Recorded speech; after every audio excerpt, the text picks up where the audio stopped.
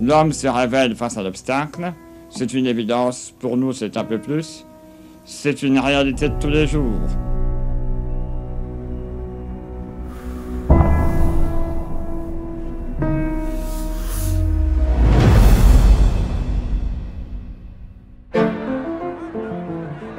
La Première Guerre mondiale a fait des millions de victimes dans les tranchées.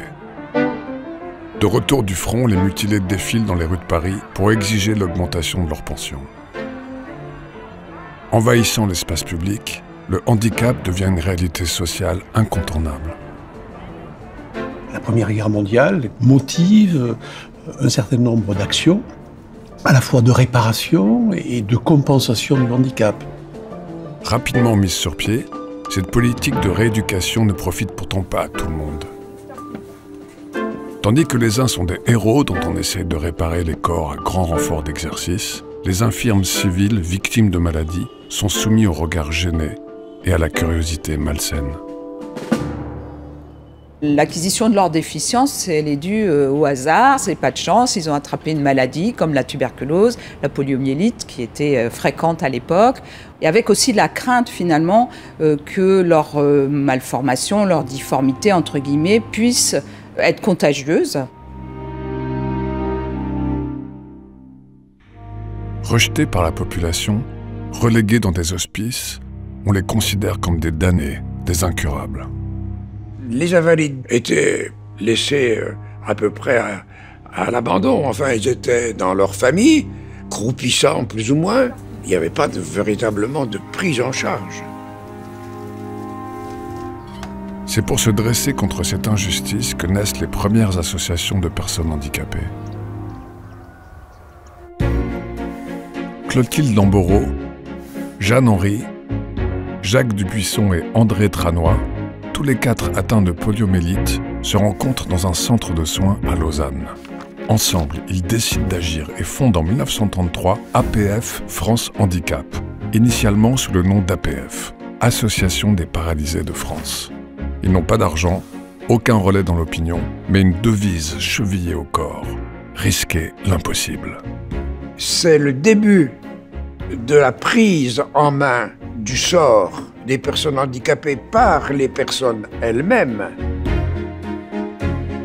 Regard enflammé et inspiration visionnaire, André Tranois sera le président charismatique de l'APF pendant un demi-siècle. Dans le premier éditorial du journal Faire Face, le journal fondé dès sa création par l'association, il résume son ambition. Être des hommes au sens plein et sublime du mot, malgré ou grâce à notre infériorité physique. Il commence à y avoir une forme de renversement de la question de l'infirmité qui n'est pas que négative, qui n'est pas que fatalité et dont on peut sortir grandi, dont on peut faire quelque chose et être donc un homme au sens, ou une femme au sens plein et sublime du mot.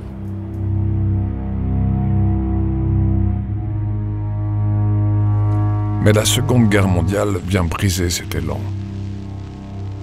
Comme l'écrira André Tranois, il plane sur la France une obscurité angoissante qui défie les prévisions. Dans cette période sombre, les personnes handicapées payent un lourd tribut. Dans cette lettre, André Tranois exhorte pourtant les chefs de groupe à poursuivre leurs efforts. Sous peine de compromettre nos efforts, il faut développer l'APF. Elle est plus que jamais utile.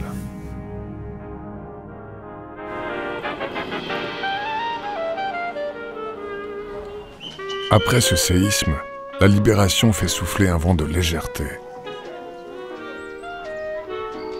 Pressentant cette soif de loisirs, l'APF multiplie les colonies de vacances initiées dès 1936. Ceux qu'on appelle les PR, les paralysés et les rhumatisants, profitent également de ces petites cures de bonheur, signe d'un nouvel esprit des temps. Dans la ravissante et accueillante localité de Razay, dans la Haute-Vienne, pour la première fois, handicapés et valides vivent ensemble. Avais-tu déjà quitté tes parents? Oui. Pour aller dans un hôpital? L'association commence à se structurer. Dans des vieilles bâtisses ou demeures familiales qu'on lui prête, l'APF ouvre ses premiers centres de formation. Au Jard, à Baume-les-Dames ou à Étueffont, on s'y forme à la couture, à la reliure ou à la cordonnerie. Et en promenade, comme au travail, les pères prouvent qu'ils veulent faire face. Faire face, c'est la devise d'une époque qui va révolutionner la vie des personnes handicapées. Comme on était un peu dans le désert des prises en charge, et effectivement, il fallait commencer par des choses un peu élémentaires et pragmatiques. Ce qu'ils disent aussi, c'est qu'on peut apprendre quelque chose de ça. On n'est pas fichu. Et ça, c'est le collectif qui permet de construire ça. 4 au départ, ils sont désormais tout un réseau.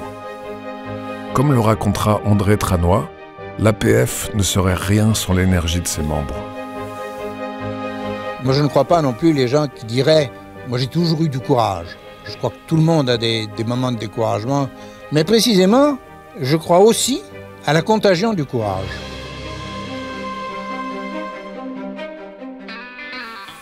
Dans les années 60, leurs assistantes sociales spécialisées sillonnent le territoire, aussi bien les villes que les campagnes reculées.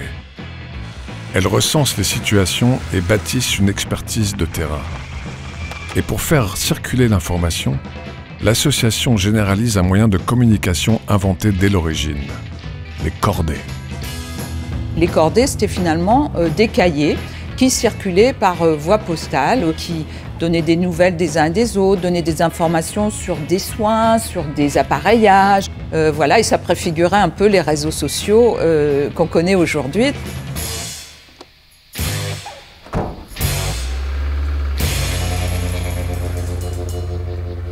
Près d'1 million d'handicapés moteurs en France. Le saviez-vous? Voulez-vous les aider? Leur témoigner votre solidarité.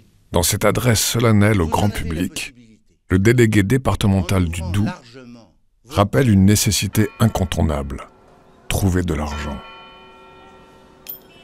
La création de la sécurité sociale en 1945 ne suffit pas à couvrir tous les besoins. Il faut aussi faire appel à la générosité publique. Les quêtes organisées chaque année vont financer l'essor de l'association. Une nouvelle période s'ouvre. Dans le contexte de reconstruction et de plein emploi des 30 Glorieuses, l'ère est à la réintégration des personnes handicapées dans la société, et particulièrement dans le milieu du travail. L'État change de position. Le diminué physique n'est pas un diminué professionnel. Il peut être un ouvrier parfaitement rentable pour un industriel quel qu'il soit. La loi Gazier, défendue par l'APF, est votée en 1957. Elle emploie pour la première fois l'expression « travailleur handicapé » et instaure un quota de 10% de mutilés de guerre et d'infirmes dans les entreprises. Pour leur offrir un cadre adapté, l'association crée les premiers ateliers protégés. En fauteuil roulant ou marchant avec difficulté, ce sont des réadaptés que nous avons retrouvés au centre des reclassés professionnels d'Ablon. C'est donc en travaillant que vous avez retrouvé espoir dans la vie? Alors c'est en travaillant que j'ai retrouvé espoir, vraiment, oui. Et depuis que je suis ici, quand même, vous savez, la vie a bien changé.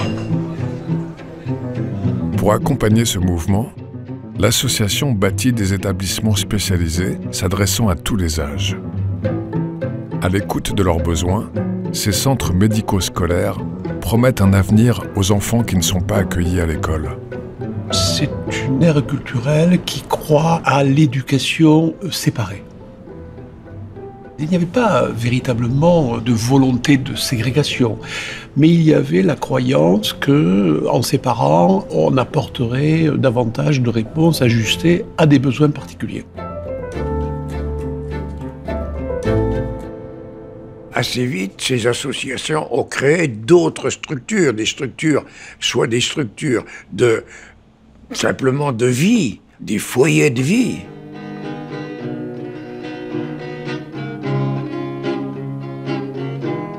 Le foyer René Bonnet, qui a été lancé en 1961 par l'Association des paralysés de France, est destiné à recevoir 45 grands infirmes dont le handicap est tel qu'aucune réinsertion sociale ou professionnelle ne peut être envisagée.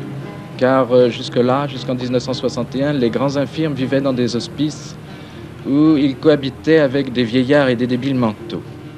Je pense qu'il faut multiplier des foyers de ce genre pour grands invalides. C'est tout de même la solution la plus humaine pour tous ceux qui ne peuvent absolument pas vivre chez eux, surtout avec les allocations très faibles qu'il y a actuellement.